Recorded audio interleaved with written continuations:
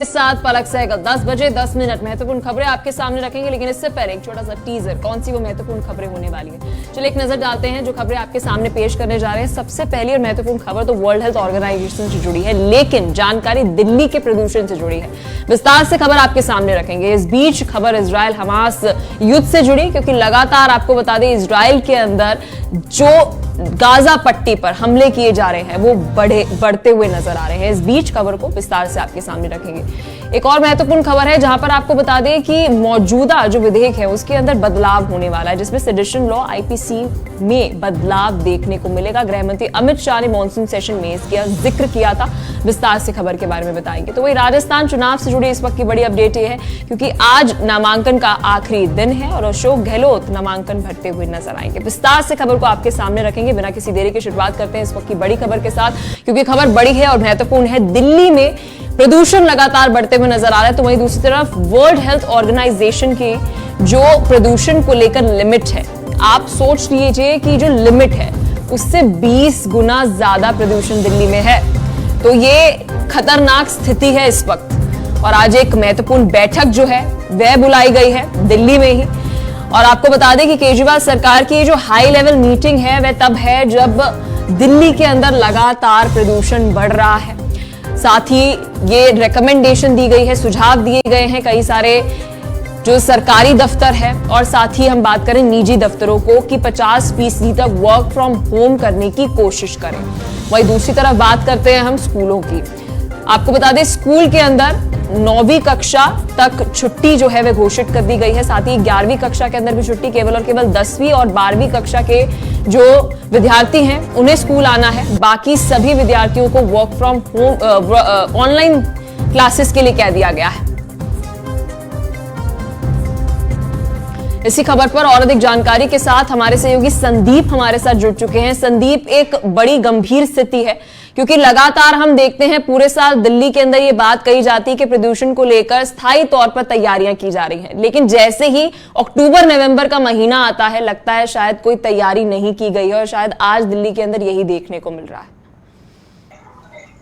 देखिए पलक, बिल्कुल हालात बहुत खराब हो चुके हैं और जिस तरह से ग्रेड 4 अब लागू कर दिया गया है, लेकिन सवाल यह उठता है कि ग्रेड 3 को जब लागू किया गया क्या उसकी अनुपालना कराई गई, उसके बावजूद इस तरह की स्थिति आखिर क्यों बनी। और इसी को लेकर इस बार ग्रेड 4 जो है लागू किया गया है और ग्रेड 4 जो नियम बनाए गए हैं उनकी देखने वाली बातों की किस तरह से पालना कराई जाएगी, क्योंकि हम देख रहे हैं कि निर्माण कार्य अभी बंद नहीं हो पा रहे हैं। सड़कों पर जो जल छिड़काव होना चाहिए था वो नहीं हो पाया। हालांकि कल रविवार का दिन रहा, ऐसे में शनिवार और रविवार के दिन जिन अधिकारियों की ड्यूटी जगह जगह पर होनी चाहिए थी, या चाहे जल छिड़काव को लेकर या फिर पानी जो है पौधों पर मारने का, वो जो है छुट्टी वाले दिन की वजह से नहीं हो पाया और इस वजह से एक भाई और ज्यादा बढ़ गया।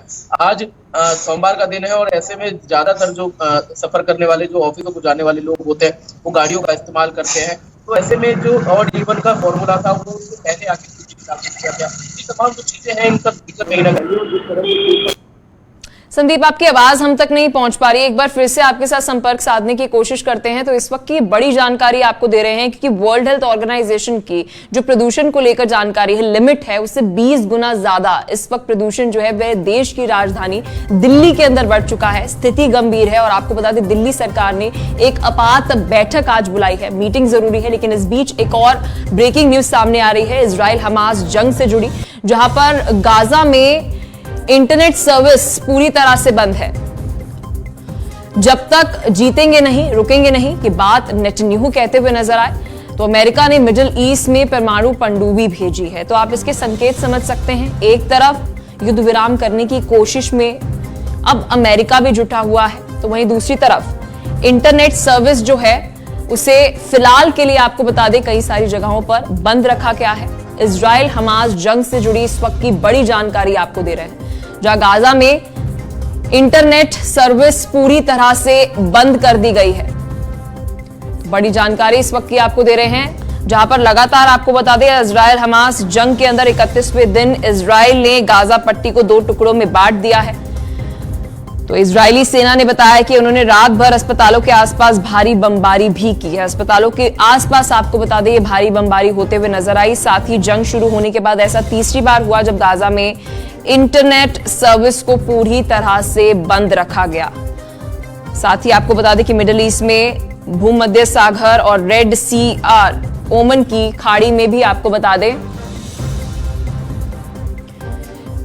तो इसी खबर पर और अधिक जानकारी और पूरे एनालिसिस के साथ हमारे साथ रक्षा विशेषज्ञ संजीव सिंह सिरोही जुड़ चुके हैं। सर बहुत बहुत शुक्रिया अपना कीमती समय देने के लिए। सर क्या कहना चाहेंगे? एक तरफ ये भी संकेत हैं कि अमेरिका लगातार कोशिश कर रहा है कि शायद युद्ध विराम हो जाए, लेकिन वहीं दूसरी तरफ अमेरिका अपनी परमाणु पनडुब्बी जो है वह मिडिल ईस्ट के आसपास के क्षेत्र में भेज रहा है।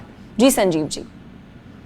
पलक जी, ये हमको समझना चाहिए कि ये अमेरिका, ये जरूर है कि अमेरिका ये चाहता है कि ये लड़ाई जल्दी से जल्दी बंद हो जाए, ये हर देश चाहता है।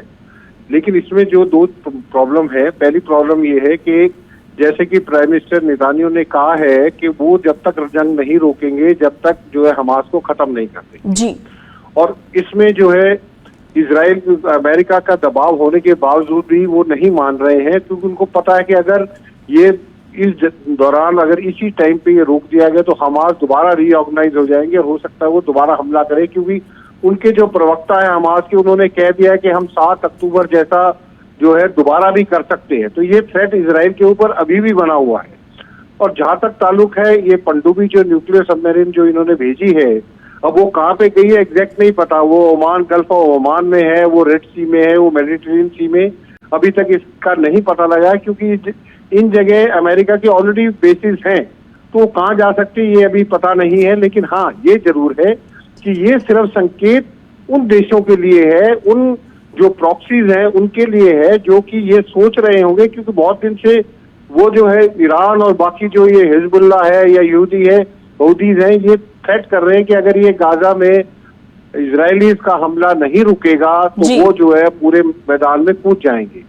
तो ये सिर्फ जो सब अमेरिका जो कर रहा है, ये शैडो बॉक्सिंग है, ये इस तरीके से कर दिखा रहा है कि अगर तुम में से किसी ने भी, लेकिन हम एक तरफ बात करें कि हमास का पूर्ण तरीके से खात्मा, जिसकी लगातार इजराइल बात कर रहा है, क्या इसकी कोई संभावना है या केवल और केवल हम कह सकते हैं काल्पनिक हो सकता है? क्योंकि हमास को पूर्ण तरीके से खत्म करना है, काफी बड़ी बात जो है वह रहेगी। बिल्कुल आपकी पलक जी, मैं बात बिल्कुल एग्री करता हूँ। मैं पहले दिन से ये कह रहा हूँ कि कोई भी टेररिस्ट को, ऑर्गेनाइजेशन को खत्म करना इतना आसान काम नहीं। आप देश को खत्म कर सकते हैं, आप ऑर्गेनाइजेशन को खत्म नहीं कर सकते। ये थोड़े दिन के लिए हो सकता है। और मैं पहले दिन से ये कह रहा हूँ, ये इस तरह से है जैसे जंगली घास होती है, उसको आप काट सकते हो लेकिन उसको खत्म नहीं कर सकते जी। तो ये जो हमास है ये खत्म नहीं होगा। हो सकता है ये बर्बाद हो जाए, 5 साल 10 साल तक कुछ ना बोले, उसके बाद ये बिल्कुल। बहुत बहुत शुक्रिया संजीव जी, हर एक जानकारी को हम तक साझा करने के लिए, पूरा एनालिसिस हमें देने के लिए। तो आप तस्वीरों के अंदर देख सकते हैं कि किस तरह से इजराइल हमास जंग के अंदर भारी तबाही जो है वो देखने को मिल रही है।